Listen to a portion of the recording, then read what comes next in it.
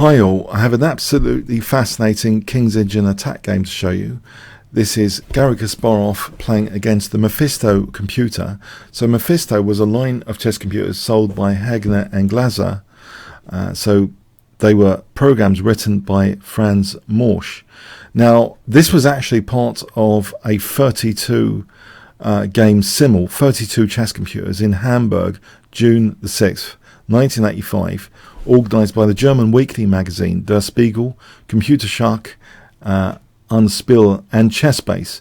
Kasparov actually won with a perfect 32-0 score.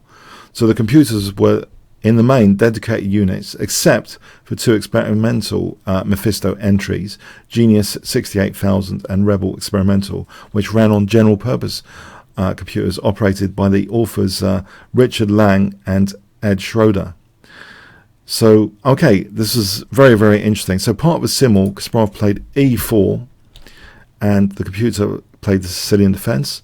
And Kasparov chose knight f3 here. We have e6, but now instead of the kind of mainline sharp-ish move d4, Kasparov chose d3, representing a King's Engine attack system. d5, knight bd2, knight c6, we have g3. So aiming to fianchetto the bishop, knight f6, bishop g2, and we have bishop d6, which in some respects, maybe later, does tactically invite once white castles and plays something like rook e1 or queen e1, the move e5, which would fork bishop and knight. So it seems a little bit on the awkward side.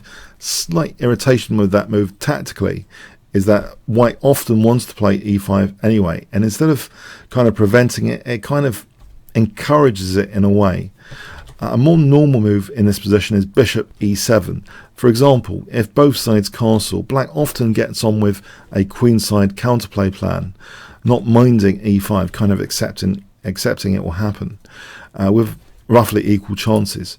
But okay, bishop d6, both sides castle, rook e1, and there's the immediate threat of e5, and it's actually difficult to see how black can comfortably react to this here without losing too many tempo. Black plays knight g4. So h6, as mentioned, would run here into e5, just forking two key pieces. That's also a trap in the London system, that kind of thing to watch out for sometimes when playing black against the London system. So knight g4 seems a little bit artificial as a way of dealing with this. h3, knight g e5, as if this is a legitimate way of dealing with the whole issue.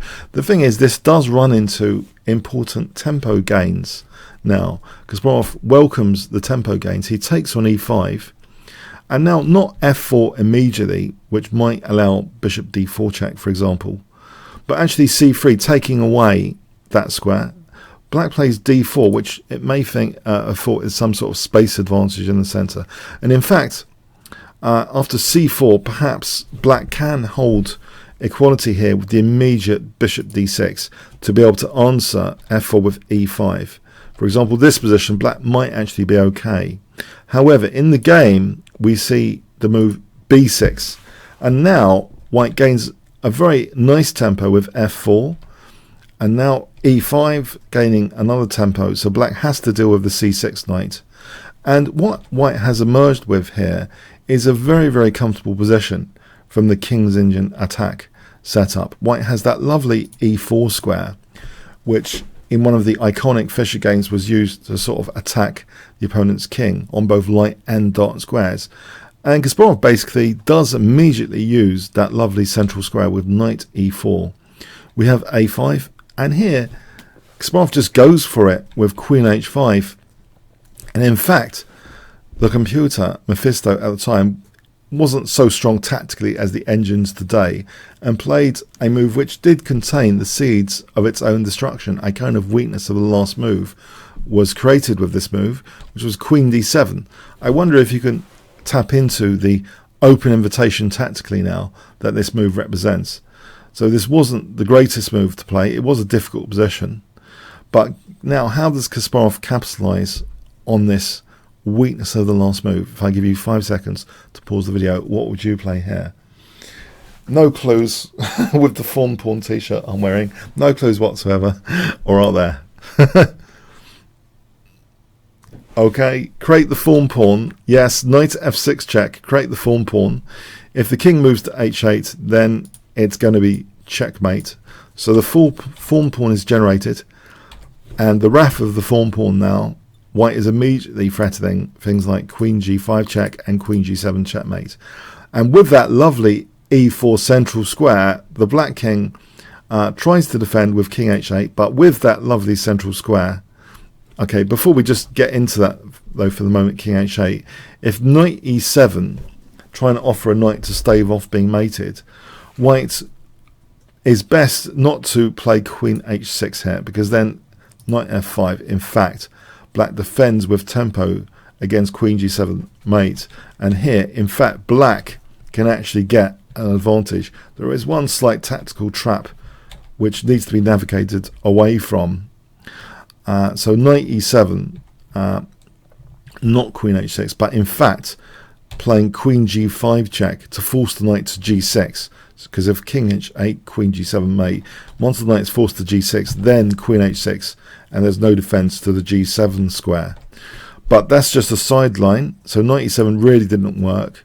So the computer, Mephisto, played king h8, and now white, yep, plays bishop e4, threatening checkmate, and it's pretty helpless here. So h6, queen takes h6 check, and queen g7 checkmate. So yes, against highly tactical in nature computer opponents, but early days for computers. It was part of a big sim, 1985. It was the good old days. The one game Kasparov was on the verge of losing, he actually created something like the equivalent of some sort of complications trap, and the computer didn't need to go for these complications and ended up getting swindled. So those are the days that Kasparov has fond memories of, when you could do that to these computers. So even when you're losing, you could kind of swindle them by inviting them to accept speculative sacrifices, which, yeah, today the horizons are much bigger, much greater calculating capabilities, much harder to swindle a computer once they are winning. But anyway, Kasparov wiped out the field in the Simmel 32-0, Hamburg Simmel 1985. This appears to be one of the more crushing, surely you'd think, games from that Simmel against Mephisto computer. Okay, and I hope you enjoyed this video. If you did, and you might want to use the King's Engine attack opening yourself in your own games, there's a fantastic new course to check out at Chessable. This bit.ly link to capital N, small s, TCBG. So that's a very, very good course to check out if you want to find that.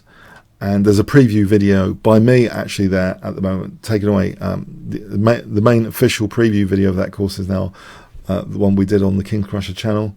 So that's a good overview video for what to expect within that course. So a great system, which was also used on occasion, especially in Fischer's early career, by the great Bobby Fischer as well.